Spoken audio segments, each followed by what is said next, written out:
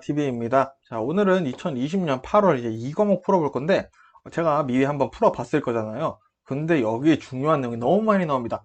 그래서 오늘 2차까지 같이 준비를 하시는 분들이 아무래도 지혜롭게 공부를 하고 계신 분들이니까 오늘 내용은 정말 중요하게 잘 봐주셨으면 좋겠습니다. 저도 집중해서 한번 문제를 풀어보도록 하겠습니다. 자, 21번 풀어볼게요. 직업 상담에 사용되는 질적 측정 도구가 아닌 것은 첫 번째부터 중요한 내용이 나와버렸어요. 질적 측정 도구가 무엇이냐? 자, 질적 측정 도구에는 네 가지가 있습니다. 네 가지, 요거부터 외우고 시작을 할게요. 첫 번째, 제노그램. 제노그램. 두 번째, 역할놀이, 롤플레잉. 역할놀이. 자, 3번, 자기효능감. 자기효능감이라는 단어, 이제 이 과목에서 굉장히 많이 나옵니다. 4번 카드 분류. 카드 분류 1과목에서 나왔었죠. 자, 한번 일단 이해해 볼게요. 제노그램, 제노, 요게 유전자에 대한 영어죠. 가족력이나 조상들 있죠. 조상들의 직업을 보는 거예요. 직업은 무엇이냐? 무엇? 그럼 나도 좀 어떤 걸 하면 좋을까? 라고 참고를 하는 거죠. 역할놀이, 내가 해보고 싶은 거, 내가 하기 싫은 거 한번 역할적으로 한번 해보자. 간접 경험을 하는 거죠. 해보자. 간접으로. 간접 경험. 자기 효능감이 무엇이냐? 자, 업무를 처리를 하는데 일이 있어. 이 일을 처리를 하는데, 내가 잘하고 있는 건가? 스스로 나를 어떻게 보는가? 스스로 판단. 자, 셀프 판단이죠. 셀프 판단. 셀프 판단을 하는데, 내가 이 일을 처리를 하는데 잘할 수 있을 것인가? 어떻게 할 것인가? 라는 것을 이제 셀프 판단을 하는 게 자기 효능감이다. 이게 높다. 나 잘할 것 같은데? 그럼 자기 효능감이 높은 거죠. 카드 분류는 뭐든지 흥미를 알아보는 것이다. 측정을 하는 것이다. 이 정도만 머릿속에 넣어두시면 되겠습니다. 자, 그러면은 지적 측정 도구가 아닌 것은, 자, 그렇겠죠? 정답은 당연히 4번 되겠습니다. 자, 요 네 가지 꼭 머릿속에 넣어주세요. 자, 22번. 직무 스트레스를 조절하는 변이가 가장 거리가 먼 것은 또 중요한 게 나왔습니다. 자, 1차에서 굉장히 많이 나온 내용이고요. 여기에 있는 내용이 2차에서도 나오는 내용들이 있습니다. 자, 한번 볼게요. 자, 일단 그럼 정답 한번 볼게요. 역할 모호성이다. 역할이 모호한데 공부를 하셨던 분들이 오히려 더 헷갈리실 수가 있어요. 자, 일단 역할 모호성이 뭔지 한번 체크를 해볼게요. 자, 역할 모호성은 내 역할이 뭐지? 라고 생각을 하는 거예요. 자, 저는 오늘 출근해서 보고서를 쓰는 업무를 해야 되는데 갑자기 부장님 와가지고 야, 너 보고서를 왜 쓰고 있어? 이러는 거예요. 나 보고서 쓰고 있어야 되는데 알겠습니다. 저 딴 거 할게요 하고 있는데 갑자기 팀장님이 와서 야, 너 보고서 안 써? 라고 얘기를 하는 거예요. 와, 열받아. 라고 내 역할이 도대체 뭐야? 라고 얘기를 하는 게 역할 모호성인데 이것도 스트레스 생기게 하는 거 아닌가 싶은데 일단 구체적으로 말씀드린 게 요거 역할 모호성은 직무 스트레스 발생 요인입니다. 그래서 정답이 될 수 없는 거죠. 왜? 여기선 지금 스트레스를 조절하는 변인에 대해서 물어보고 있기 때문인 거죠. 자, 그러면 조절하는 변인 한번 알아보도록 하겠습니다. 총 4가지가 있습니다. 성격 유형. 이거 정말 중요합니다. 성격 유형. 그리고 두 번째, 사회적 지지. 세 번째가 사회적 지위. 계급이겠죠, 계급. 네 번째가 강인성입니다. 자, 그래서 일단은 저는 성사지강 이렇게 외웠었는데, 성사지강. 자, 성격 유형은 뭐냐? A형이 있고 B형이 있는데 인간은 내가 보니까 A형은 좀 약간 신속해. 그리고 급해. 뭔가 진취하려고 그러고 경쟁을 좋아해. 그러다 보니까 B형보다 스트레스 더 받는 거예요. 왜? B형은 여유롭고 일 그냥 천천히 하지 뭐. 느긋해요. 그리고 차분해요. 문제가 생겼을 때 뭐 이거부터 하면 되겠네 하면서 여유로운 대처를 합니다. 자, 물론 뭐가 더 좋다라는 건 없지만 조사를 해보니까 A형이 더 스트레스를 받더라 라고 하는 거죠. 이 내용이 이제 성격 유형인 거고요. 사회적 지지를 보시면은 뭐 친구나 가족, 직장, 상사, 동료들이 있겠죠. 그 사람들이 내가 스트레스를 받았을 때 나한테 어떻게 대우를 해주나, 위로를 해주나, 이런 것들에 대해서 얘기를 하는 겁니다. 이런 것들이 스트레스를 조절해주는 변인이 된다는 거고요. 자, 사회적 지위라는 건 계급이라고 말씀드렸죠. 아까 계급. 자, 내가 부장이면은 사실은 책임감이 굉장히 막중한 역할이 있을 수도 있겠죠. 책임감이 막중한 역할이라고 하면은 또 스트레스를 받고, 또 어쨌든 책임을 져야겠죠, 문제를. 그런 스트레스가 생길 수도 있다라는 내용인 거고요. 강인성. 강인성은 그냥 쉽게 생각하시면 됩니다. 멘탈이 정신을 지배한다. 멘탈이 정신이, 어떻게 정신이, 그쵸? 어쨌든 정신력이 강할수록 스트레스가 스준다. 자, 멘탈력이, 어쨌든 멘탈이 육체를 지배한다라고 하죠. 아니, 말이 좀 그러네요. 그죠? 자, 어쨌든 그렇다는 거, 이 네 가지 머릿속에 정말 꼭 기억을 해주시면 되겠습니다. 자, 첫 번째 문제부터 쉽지 않았어요. 자, 23번 보도록 하겠습니다. 검사 점수에 오차를 발생시키는 수검자 요인과 거리가 먼 것은, 자, 이건 정답 바로 보도록 하겠습니다. 수행 능력이에요. 자, 여기서 수검자 요인이라고 돼 있는데, 수검자 요인 한번 보도록 하겠습니다. 검사 동기, 검사를 왜 받냐? 자, 받는 사람의 심리 상태가 어떠냐? 심리 상태. 자, 어떤 경험을 하면서 살아오셨는지, 그리고 훈련을 얼만큼 받으셨는지, 그리고 오늘 하루 컨디션은 어떠셨나요? 자, 이런 것들이 이제 수검자, 검사를 받는 사람이죠. 수검자의 이런 상태에 따라서 오늘 검사 점수가 달라질 수가 있겠죠. 자, 그러면 타는 것은 이 수행 경험, 평가 불안, 생리적 조건, 이런 게 다 컨디션, 이런 것들에 들어가는 거죠. 수행 능력은 들어가지가 않습니다. 자, 이밖에 추가로 이제 또 뭐가 있냐면은 검사 점수에 오차를 발생시키는 요인이 좀 더 있어요. 자, 요거는 수검자 요인이었죠. 그럼 두 번째는 뭐있냐? 측정 도구가 문제가 될 수가 있어요. 자, 측정 도구랑 검사자, 수검자와 적합성이 맞지 않을 수도 있겠죠. 자, 그리고 문항이 명료하지 않은 거예요. 문항이 너무 막 길고 이해도 잘 안 되고 하니까 사람마다 이게 또 문제를 푸는 반응이 달라지는 거예요. 그래서 측정 도구의 요인이 있을 수도 있겠고요. 그리고 세 번째는 이제 검사 과정이나 이제 결과 채점하는 거죠. 결과 채점 방식, 한 사람에 따라서 결과가 달라질 수도 있다라는 거 정도 간단하게 머릿속에 넣어주시면 될 것 같습니다. 그래서 수검자 요인은 어쨌든 수행 능력과는 전혀 상관이 없다라는 거, 그 느낌만 지금 이해를 하시면 될 것 같아요. 자, 24번 풀어볼게요. 어떤 직업 적성 검사에서 신뢰도 개수가 1.0이면 그 검사의 타당도 개수는, 자, 이런 문제 많이 나오는데 굉장히 헷갈려요. 자, 일단은 정답 보시면 4번이 알 수가 없습니다. 자, 왜 알 수가 없어? 신뢰도 개수가 1이면 높은 거 아니야? 자, 그래서 일단은 풀어볼게요. 신뢰도 개수가 1.0이라고 하면은 일단 기본적으로 타당도가 높을 가능성이 높아요. 왜냐? 타당도가 높으려면은 신뢰도가 높아야 되거든요. 근데 거꾸로 얘기하면 어쨌든 신뢰도가 높으면 타당도도 높을 가능성이 높다라는 거겠죠. 근데 또 중요한 게 이게 필수 요건은 아닙니다. 요건은 아니에요. 자, 신뢰도가 낮더라도 타당도가 높을 수는 있어요. 전문가들이 판단해 봤을 때. 그래서 어느 정도의 타당도와 신뢰도의 상관관계는 있지만 그것이 절대적이거나 필수 요소는 아니기 때문에 정확히는 알 수 없다가 정답이 되어야 한다라고 되어 있습니다. 뭐 제가 공부를 해보고 알아보니까 이렇게 설명을 드리면 되겠더라고요. 자, 25번 풀어보도록 하겠습니다. 자, 직업 발달에 관한 특성 요인의 종합적 결과를 토대로 나온 결론과 가장 거리가 먼 것은, 자, 다른 내용을 고르라고 하는 거죠. 다른 내용은 일단 3번부터 바로 정답부터 풀어보도록 하겠습니다. 3번부터가 아니죠. 3번 개인의 직업 선호, 부모나 양육 환경 특성에 의해 좌우된다. 이거는 누가 얘기했죠?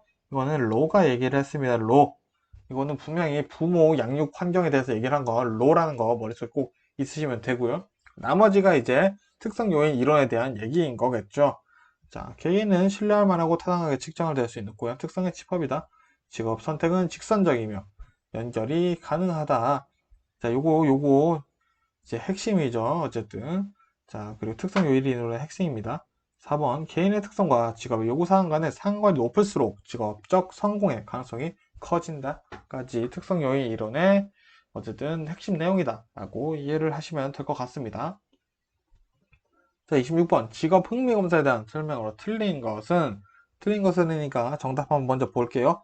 정답은 3번 직업 흥미 검사는 진로 분야에서 내담자가 만족할 수 있는 분야뿐만 아니라 성공 가능성에 대한 정보도 제공해준다. 자, 성공 가능성에 대한 정보를 제공해줄 수는 없어요. 그렇게 된다면 사실은 뭐 엄청나신 거죠. 사실은 그런 사람들은 주식을 해야 됩니다. 자, 어쨌든 성공 가능성에 대한 정보를 제공해 주는 것은 아니다. 나머지는 뭐 맞는 내용이니까 한번 읽어보시면 될 것 같고요. 자, 27번 심리검사 해석 시 주의사항으로 틀린 것은, 자, 해석 문제도 굉장히 많이 나옵니다. 이것도 1차에서는 굉장히 많이 나오고 2차에서는 아직 출제된 거는 제가 확인을 못 해봤어요. 자, 이것도 정답 한번 먼저 볼게요. 정답은 3번. 검사 결과를 내담자와 함께 해석하는 것은 검사 전문가로서는 해서는 안 되는 일이다. 당연히 같이 해석을 해야겠죠. 내담자가. 그럼 누가 해석을 합니까? 자, 나머지는 맞는 내용이기 때문에 한번 쭉 보시면 되고요. 1번이 제일 많이 나오는 내용입니다. 검사 결과를 내담자에게 해줄 때는 전문용어를 써서는 안 되고 가능한 쉽게 얘기를 해줘야 됩니다.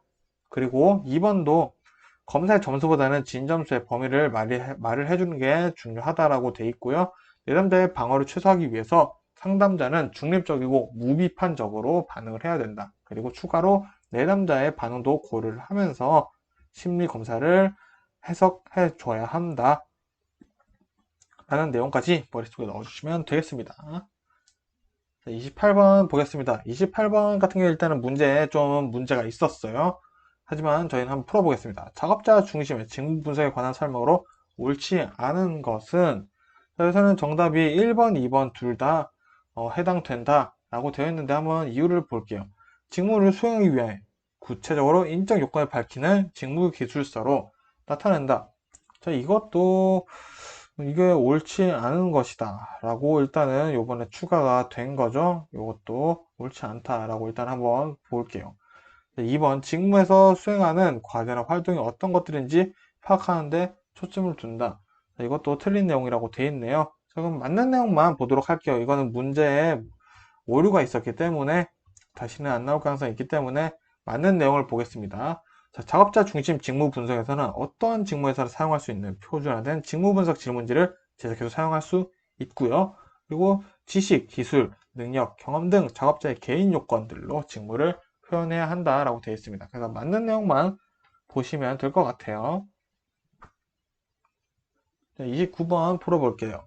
직업 적응 이론에서 적응 유형 중 적응 행동 과정에서 나타나는 적응의 시작과 종료의 지속 기간을 나타내는 것은, 자, 이거는 그냥 직관적으로 암기를 해서 풀어야 되는 문제인 것 같습니다.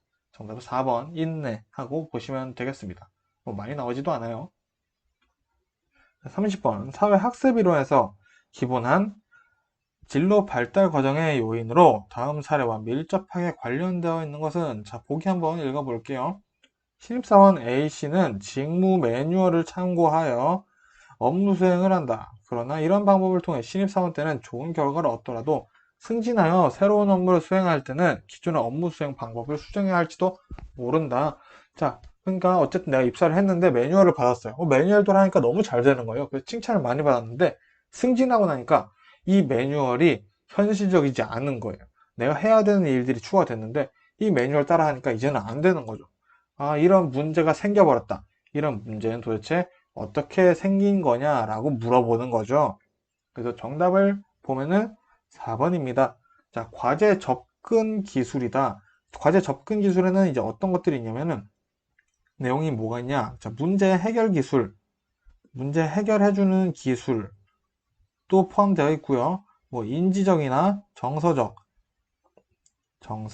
뭐 반응 같은 것도 포함이 돼 있어요. 그렇기 때문에 이 사례 같은 경우에서는 더 이상 문제 해결 기술이 시간이 지나면 먹히지가 않는 거죠.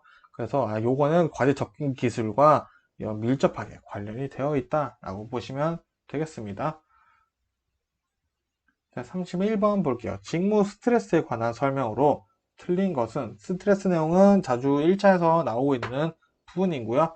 정답 먼저 보도록 하겠습니다. 3번. 공식적이고 구조적인 조직에서 주로 인간관계 변수 때문에 역할 갈등이 발생한다 라고 되어 있습니다.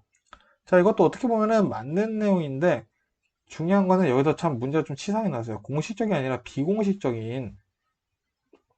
비공식적으로 수정이 되어야 되는 거죠. 왜냐? 이게 공식적이라고 하는 것에서는 의사결정이나 그런 의견들 때문에 역할 갈등이 생기는 거지, 비공식적인 구조에서 인간관계 변수나 이런 것들이 있겠죠. 그럴 때 공식적인 구조와 비공식적인 구조에 대한 이해를 조금 더 알고 있는지 물어보는 질문이었습니다. 한번 정리를 해볼게요. 그렇다면 공식적인 구조, 조직에서는 어떤 것들이 있냐? 결정이나 뭐 의견 이런 것들에 대한 갈등이 발생한다 라고 보시면 되겠습니다. 자, 32번 볼게요. 또 2차에서도 자주 나오는 아주 중요한 부분이 나왔습니다. 자, 성격의 오요인에 해당하지 않는 것은, 자, 그러면 일단 간단하게 정답 체크하고 이제 오요인에 대해서 한번 알아볼게요. 정답은 일단 2번 정확성입니다. 왠지 알아보도록 하겠습니다. 오요인 첫 번째, 개방성이 있고요. 두 번째, 외향성이 있습니다. 자, 이 문제를 틀렸던 기억이 있기 때문에 머릿속에 정말 꼭 넣어주셔야 돼요. 자, 세 번째, 호감성이 있고요. 4번, 자, 성실성. 그리고 다섯 번째, 신경증적. 아이고, 참. 신경증적. 방금 되게 신경증적이었죠? 자, 그럼 하나씩 내용을 살펴보도록 하겠습니다. 개방성이 무엇이냐? 주변 환경이나 같은 말이죠. 자, 환경에 대한 관심, 호기심 이런 것들이 있죠. 호기심, 그리고 경험 추구, 난 경험을 더 하고 싶어, 추구, 그리고 모든 것을 알고 싶어 하는 포용성들이 있다. 이런 성격이 개방성인 성격이다 라고 할 수 있고요. 외향적인 거는 우리가 아는 내용을 써도 돼요. 사실은 또 되게 외향적이다 많이 하잖아요. 근데 좀 풀어보면은 사교적이고 적극적이고 낙관적이다 라는 거를 이제 외향적이다 라고 표현을 하더라고요. 그리고 이런 것들이 이제 개인의 관심이 외부에 있는 사람들도 이제 외향적이다 라고 얘기를 하더라고요. 자, 호감성도 외향성이랑 비슷합니다. 그래서 외향성에 있는 내용을 같이 써주시면서 추가로 타인과 좋은 관계 형성을 원한다. 형성을 원해요. 자, 호감성은 외향성 플러스 타인과 좋은 관계 형성을 원하는 사람이다 라고 보시면 되겠고요. 성실성, 자, 딱 봐도 뭔가 잘 지킬 것 같죠. 사회적 규칙, 법 준수하고 약속을 잘 지킨다. 좋은 사람이네요. 물론 다 좋은 사람이지만. 자, 그리고 신경증적, 정서적 불안정성이다 라고 얘기를 하는데, 그래서 이거는 신경증적은 확실히 정서적으로 불안정한 사람이죠. 불안정된 사람, 그리고 적응을 잘 못하는 성격인 거죠. 이거를 이제 신경증적인 성격이라고 한다. 그래서 요 다섯 개는 꼭 머릿속에 넣어 주셔야 됩니다. 계획, 호성신 이렇게 해서 성격 5요인 머릿속에 꼭 넣어주세요. 2차에도 분명히 나올 수가 있는 부분입니다. 자, 33번까지 보고 물 한 잔 마시고 오겠습니다. 자, 다음 사례에서 A에게 해당하는 홀랜드의 직업 성격 유형은, 이것까지 하고 가야 되는데 또 중요한 게 나왔습니다. 자, 한번 열심히 설명을 해보겠습니다. 하는 내용을 봐야겠죠. A는 분명하고 질서정연한 것을 좋아하며 체계적으로 기계를 조작하는 활동을 좋아한다. 성격은 솔직하고 말이 적으면 고집 있는 편이고 단순하다는 얘기를 많이 듣는다. 사실 공부를 하신 분들이라면 요거 딱 일점에 질서정연하다, 기계 조작이다, 요거 두 개 가지고도 정답이 유추가 됩니다. 일단 정답은 3번이고요. 이 내용 자체에 실제적 유형의 핵심 내용이 다 들어가 있습니다. 그래서 실제 유형에 있는 내용은 요거 그대로 외워주시면 좋을 것 같고요. 이제 나머지 홀랜드 육각형에 대해서 한번 살펴보도록 해야겠죠. 자, 제가 간단하게 그림을 그려보도록 하겠습니다. 육각형. 자, 꼭 육각형으로 외워주셔야 되는 게 이제 여기에 거리가 여기의 거리와 여기의 거리가 이제 그 상관관계를 나타내주는 거기 때문에 이런 식으로 외우시면 좋을 것 같고요. 자, 일단은 R 실제적, 현실적 그런 현실형이 들어가겠죠. 그리고 여기서는 탐구형. 탐구형이 이 위치에 들어가고요. 그 다음 밑에는 예술형이 들어가요. 여기 밑에는 사회형. 자, 그리고 여기는 진취형이 들어가겠죠. 진취형. 자, 그리고 여기 마지막에서는 이제 관습형이 들어갑니다. 자, 이렇게 쭉쭉 그어볼게요. 자, 일단은 거리가 가장 멀수록, 그림 진짜 못 그렸네요. 자, 거리가 가장 멀수록 일단은 서로 제일 안 맞는 거겠죠? 가까울수록 비슷하다라는 거. 자, 요거는 핵심 키워드만 한번 가도록 하겠습니다. 일단 현실형, 실제형은 일단은 여기 보기 내용 그대로 보시면 되겠고요. 자, 탐구형은 뭐가 있냐? 사고적이고 아이디어 이런 핵심 단어들이 있고요. 그리고 논리, 뭐 분석, 합리적, 내성적 뭐 이런 것들이 있습니다. 그래서 탐구형은 과학자 바로 떠올려 주시면 되고요. 예술형은 뭐가 있냐? 창의성. 자, 핵심 단어만 보시면 돼요. 창조. 그리고 또 아이디어 있습니다. 아이디어. 그리고 자유분방적이고요. 그리고 비수능적이다. 라고 이해를 해서 쓰시는 문제가 나와도 이 정도로만 풀으시면 될 것 같아요. 그리고 사회형은 뭘까요? 자선봉사.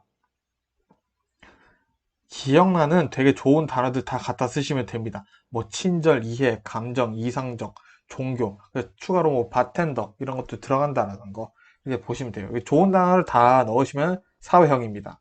그리고 진취형은 이제 과제적이다, 주어진 거를 잘한다. 그리고 또 외향적이다, 외향적. 오늘따라 펜이 말썽이네요. 자, 그리고 진취형에 또 지배, 근데 이런 단어 들어가요. 지비적이고 통설적이고, 그리고 또 그 설득한다. 설득형이 이제 진취형에 들어간다라는 거 보시면 될 것 같습니다. 그래서 이런 사람들은 이제 정치 사업을 한다고 되어 있습니다.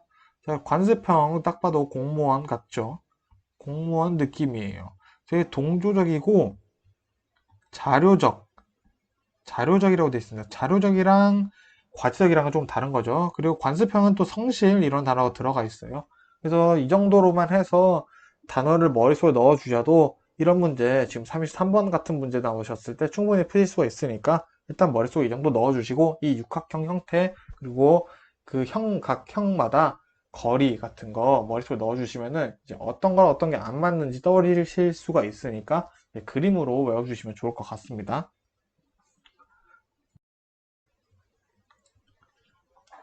자, 물 한 잔 마시고 왔고요. 34번 보도록 하겠습니다. 데이비스와 로키스트의 직업 적응 이론에서 적응 양식의 천. 자, 물 한 잔 마시고 왔고요. 34번 보겠습니다. 데이비스와 로키스트의 직업 적응 이론에서 적응 양식 차원에 해당하지 않는 것은, 자, 이것도 늘 나오는 거죠. 자, 먼저 끈, 적, 반. 이거 굉장히 자주 나오고요. 2차에서도 많이 나옵니다. 오늘 정말 중요한 내용이 많이 나오고 있어요. 자, 융은 융통성이죠. 끈기는 끈기, 그리고 적은 적응성, 그리고 반응은 반응성이죠. 자, 일단은 이것만 딱 보고 해도 없는 내용이 의존성 1번이다 라고 해서 문제를 바로 푸실 수가 있죠. 또 간단히 내용 한번 드려보자면 융통성은 이제 직업 환경과 지구의 일을 하는 환경이겠죠. 직업 환경과 부적응을 얼마나 잘 참는지 파악하는 게 융통성이고요. 끈기는 이제 직업 환경을 얼마나 견디는지, 잘 견디고 있는지, 그리고 적응성은 직업 환경과 내가 조화되기 위해서 어떤 노력을 하고 있는지 보는 게 이제 적응성이고요. 반응성 같은 경우에는 직업 환경에 내가 반응하는 것, 어떤 태도를 보이고 어떤 반응이 나오는지 개인마다 다르겠죠? 그 개인의 정도를 반응성이라고 한다. 라는 것까지 머릿속에 꼭 넣어주시면 돼요. 이렇게 간단하게만 머릿속에 넣어주셔도 풀어서 쓰시면 되니까 문제 푸실 때는 이 정도로 머릿속에 꼭 넣어주시면 될 것 같습니다. 자, 35번 보도록 하겠습니다. 슈퍼의 진로 발달 단계 중 결정화, 구체화, 실행 등과 같은 과업이 수행되는 단계는, 이 문제는 정말 심오하고도 사실은 어려운 문제라고 저는 생각이 들었어요. 왜냐, 우리가 사실은 슈퍼하면 딱 떠올리고 있는 게 일단은 뭐죠? 성탐, 확유세죠. 성탐, 확유세인데, 여기서 성탐, 확유세 안에 들어 어떤 내용들이 있는지 다 알아야지 이 문제를 풀 수가 있는 문제라는 거죠. 자, 그래서 일단은 정답을 먼저 보면은 탐색기입니다. 탐색기. 자, 왜냐? 일단 간단히 설명드리면은 결정화, 구체화, 실행 이런 것들이 탐색기 과정에 들어가 있어요. 왜냐? 탐색기는 15세에서 24살 사이에 이제 탐색기가 이루어지는데, 이 안에 이제 결정화, 구체화, 실행을 하는 나이가 해당되고 있기 때문에 탐색기가 되는 거거든요, 정답이. 그래서 말이 굉장히 지금 복잡죠. 그래서 이 문제는 제가 조금 더 풀어서 한번 설명드려 보도록 하겠습니다. 굉장히 중요한 문제니까 머릿속에 무조건 넣어 주셔야 됩니다. 자, 그러면은 슈퍼의 직업, 진로, 발달 단계를 조금 더 구체적으로 보도록 하겠습니다. 첫 번째, 성장기죠. 성장기 보시면은 먼저 자기 자각이 생기고 욕구, 환상이 큰 단계죠. 하지만 흥미와 능력도 중시를 하는 단계다. 자, 환상기 어렸을 때죠. 욕구와 환상이 지배적인 단계입니다. 난 대통령이 될 거야 라는 말도 안 되는 환상을 가지고 있지만 응원을 해준다면 대통령이 될 수도 있겠죠. 어쨌든. 그리고 흥민이 11살에서 12살 사이죠. 진로 목표에 본인의 흥미가 영향을 미치기 시작합니다. 내가 재미있어야 해야지 하지 라는 생각을 한다는 거죠. 능력기 13살부터 14살이죠. 이제 중학생 될 때쯤인 거죠. 우리나라로 치면은 능력을 중요시하며 직업의 요구 조건을 고려하기 시작한다. 자, 이런 환상기, 흥미기, 능력기가 어디에 있다? 성장기에 이런 내용들이 있다. 그리고 탐색기 보시면은 15살에서 24살 때 이제 일어나는 상황들인 거죠. 미래 계획을 세우고 직업 탐색을 시작한다.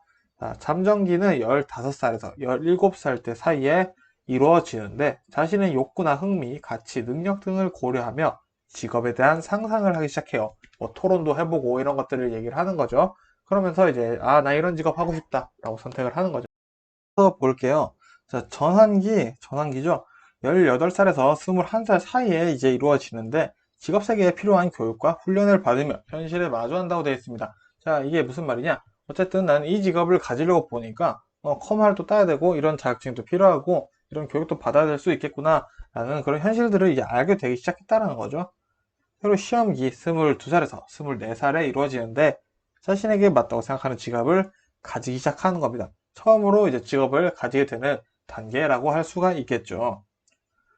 자, 그리고 다음에는 확립기죠. 25살에서 44살 사이에 이루어지는데, 적합한 일을 발견하고 자리 잡기 시작을 합니다. 그 단계가 두 가지로 나눠지죠. 시험기 25살에서 30살 사이인데 한두 차례 직업을 바꾸며 맞는 일을 해봅니다. 저도 그랬던 것 같고요. 그리고 안정기 31살에서 44살이죠. 작업 안에서 안정과 만족을 찾기 시작을 합니다. 그리고 유지기로 넘어가죠. 45살에서 64살. 자신의 위치가 확고해지고 이제 유지하기 위해서 노력을 하게 됩니다. 그리고 마지막으로 쇠퇴기, 일을 은퇴하고 새로운 역할과 활동을 찾기 시작하는 단계로 마무리가 된다라는 걸로 슈퍼가 나누고 있죠. 여기서 좀 더 추가로 보자면 이제 진로 발달 과업이라는 게 있습니다.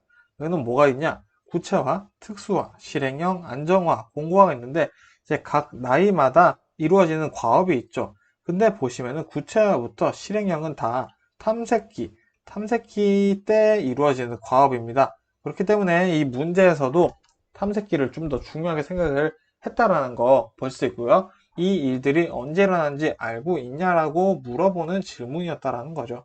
그래서 요거는 아직 2차에서 나온 적은 없었지만 또 단답형으로 나올 수도 있기 때문에 꼭 중요하게 봐주시고요. 슈퍼와 관련된 내용 무조건 중요하다라고 머릿속에 넣어주시면 될 것 같습니다.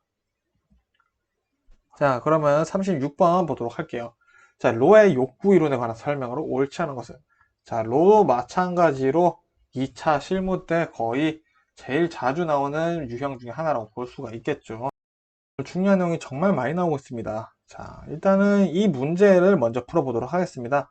자, 정답은 2번입니다. 가정 분위기의 유형을 회피형, 정서 집중형, 통제형으로 구분하였다가 아니라 로는 가정 분위기를 어떻게 나누냐? 먼저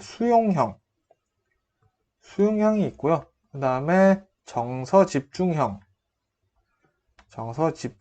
있다라고 얘기를 했고, 그 다음에 이제 회피형, 이렇게 부모, 가정과 육아 환경에 대한 역할이 이렇게 된다라고 나눴기 때문에 2번 정답이 될 수가 없고요.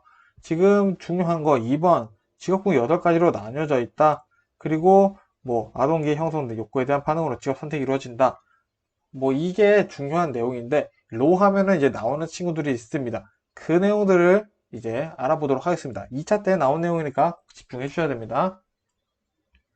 자, 첫 번째, 로 욕구 이론에 따른 5가지의 가정가설이 있습니다. 요게 2차 때 진짜 자주 나오고 있어요. 정리를 한번 해봤습니다. 자, 먼저 개인의 특성이나 능력 발달은 한계가 있지만 개인마다 다 다르다 라는 게 첫 번째 가정이고요. 두 번째, 발달 정도와 발달 통로는 개인의 경험과 사회적 배경에 영향을 받는다 라는 게 두 번째 가정입니다. 세 번째는 흥미나 태도 같은 변하는 것들이 있겠죠. 그런 것들은 주로 개인의 경험이 어떻게 이루어지는지 따라서 발달 유형이 결정된다 라는 거. 네 번째, 심리적 에너지는 흥미를 결정하는 중요한 요소이다. 심리와 흥미는 연결이 되어 있다. 자, 다섯 번째, 개인의 욕구, 만족, 강도는 성취 동기의 유발 정도에 따라 결정된다 라는 게 5가지 가설입니다. 그래서 저 같은 경우에는 개발, 흥심, 욕 이렇게 외웠는데 개발, 흥심, 욕 그래서 핵심 단어들만 외워주시면 되겠죠. 개인의 경험과 사회적 배경 그리고 또 개인의 특성, 능력 발달 한계가 있지만 다 다르다. 이런 것들로 해서 이제 단어 연결시켜서 외워서 풀어주시면 되니까 너무 어렵게 생각하실 필요는 없지만 또 로 하면 나오는 게 또 있죠. 자, 로의 8가지 직업 분류입니다. 자, 여기 미네소타 직업 평가 척도를 바탕으로 나눈 8가지 직업 분류이고요. 또 6가지 수준이 있습니다. 이것도 1차 때 나오거나 2차 때 나오고 있으니까 꼭 보셔야 되고요. 한번 보도록 할게요. 첫 번째 직업, 서비스직이다. 타인을 돕는 직업을 얘기를 하는 거고요. 비즈니스, 타인을 설득하는 그런 사업적인 것들 있죠. 그리고 단체직이죠. 단체직, 인간관계를 굉장히 좋아하는 사람들이 있고요. 그리고 기술직, 대인관계보다는 사물에 관심 좀 더 많은 직업이고요. 호기활동, 아웃도어죠. 야외업 밖에서 하는 활동들 있겠죠. 그리고 과학적인 일들이 있겠죠. 의학 관련이나 뭐 과학기술 이런 것들도 있겠고요. 그리고 일반 문화죠. 문화재랑 유산을 얘기를 하는 거고요. 예능직, 창조적이고 창의적이고 약간 크리에이티브한 그런 것들이 있죠. 그런 직업이 총 해서 8가지가 있다. 라고 봤고요. 그리고 6가지 수준, 이제 직업의 수준에 대해서 나눴는데요. 첫 번째는 고급, 중급, 준전문관리, 숙련, 비숙련, 반숙련, 비숙련 이렇게 6가지로 나뉜다.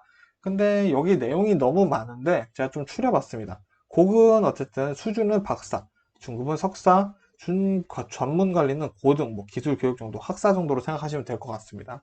그리고 숙련은 어느 정도의 경험이 있으면 되고 반숙련은 경험이 뭐 있으면 좋은데 숙련보다는 없어도 된다 이 정도고요. 비숙련은 그냥 단순 반복적인 오늘 배워서 할 수 있는 일들이 있겠죠. 그런 것들을 얘기를 하고 있고 고급과 준전문 관리까지 해서는 이제 고급이 정책을 만들면 정책을 해석하고 준전문 관리가 정책을 적용을 한다 이 정도만 머릿속에 넣어주시면 되지 않을까 싶습니다. 그래서 로는 정말 중요한 내용이 또 슈퍼만큼이나 많기 때문에 머릿속에 꼭 넣어주시면 될 것 같습니다.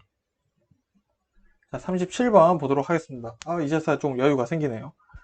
자, 자신의 직무나 직무 경험에 대한 평가로부터 비롯되는 유쾌하거나 정적인 감정 상태는 자, 요거는 직관적으로 풀 수 있겠죠. 정답은 1번 직무 만족이다 해서 바로 푸시면 될 것 같습니다. 여기서 뭐 직무 동기 같은 게 있겠죠. 작업 동기. 또 비교될 수 있는 게 이제 직무 동기인데요. 직무 동기는 약간 행동이라고 생각을 하시면 됩니다. 직무 만족은 감정이다. 자, 이렇게 키워드로 해서 문제도 나올 수 있으니까 이것만 머리 넣어주시면 될 것 같고요. 81번 다음 설명하는 행동 특성을 바르게 나타낸 것은 자 볼게요. 점심을 먹으면서 서류를 본다. 와 대단하시네요. 아무것도 하지 않고 쉬면 견딜 수 없다. 이야 주말이나 휴일엔 쉴 수가 없다. 이건 좀 약간 문제가 있죠. 니은 열심히 일을 했지만 성취감보다는 오타가 엄청나네 이거. 허탈감을 느낀다. 인생의 환멸을 느낀다. 불면증이 생긴다. 어쨌든 둘 다 지금 굉장히 정상은 아니죠. 자, 보기를 한번 보겠습니다. 자, 1번이죠. 자, 이 사람은 누가 봐도 일 중독적이에요. 진짜 거의 사장님이 아닌가 싶습니다. 자, 그리고 니은 같은 경우가 조금 헷갈리실 수가 있어요. 자, 인간관계 지향성은 일단은 아닐 거고요. 왜냐? 인생의 환멸을 느끼고 또 이런 허탈감 많이 느끼고 있죠. 그래서 외적 통제소도 없을 거고요. 소진은 정답이 되긴 하겠죠.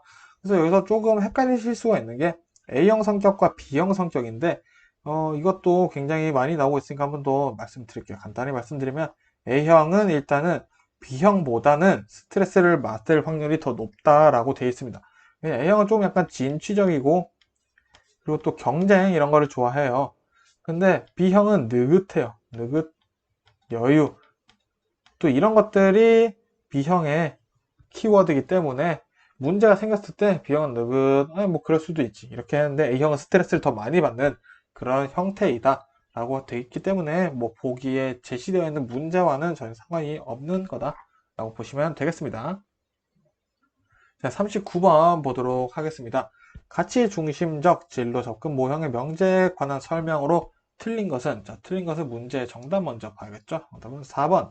생애 역할에서의 성공은 개인적 요인보다는 외적 요인들에 의해 주로 결정된다라고 되어 있는데, 이게 어떻게 보면 좀 맞는 말일 수도 있지만, 개인적 요인보다는 외적 요인들이 아니라 외적 요인보다는 개인적 요인에 의해 주로 결정되는 것이 가치 중심적 진로 접근 모형의 명제다 라고 보여되어 있습니다. 자, 그럼 나머지는 뭐 맞는 내용이니까 한번 읽어보시면 될 것 같습니다. 자, 드디어 마지막 문제 나왔네요. 다음 중 조직에서 직원의 경력 개발을 위해 사용되는 프로그램과 가장 거리가 먼 것은? 자, 경력 개발 프로그램도 1차에서는 좀 자주 나오는 편입니다. 보시면 될 것 같은데, 그래서 정답은 3번이에요. 직무평가나 이제 그런 것들은 경력 개발과는 전혀 상관이 없고, 경력 개발을 위해 사용되는 프로그램은 뭐가 있을까요? 자, 워크숍이 있고요. 자, 워크숍이 왜 도움이 되는지 모르는데, 집에 퇴근하고 싶은데, 그죠? 그리고 사내 공모전. 자, 지금 1번에 해당하겠죠? 공모전, 그리고 심리검사 이런 것들도 있어요. 심리검사가 있고요. 그리고 조기 발탁이 있겠죠? 조기 발탁. 빨리 뽑아서 일을 빨리 시키는 거죠. 그리고 후견인이자 멘토링 시스템이 있고요. 그리고 직무순환, 이것도 좀 자주 나와요. 직무순환도 경력 개발을 위한 프로그램이라는 거 머릿속에 넣어주시면 될 것 같습니다. 그리고 기타 여러 가지 훈련 프로그램들이 있겠죠. 그렇게 해서 일단 40번, 3번 직무평가는 경력개발과는 상관이 없다 라고 이해를 해주시면 될 것 같고요.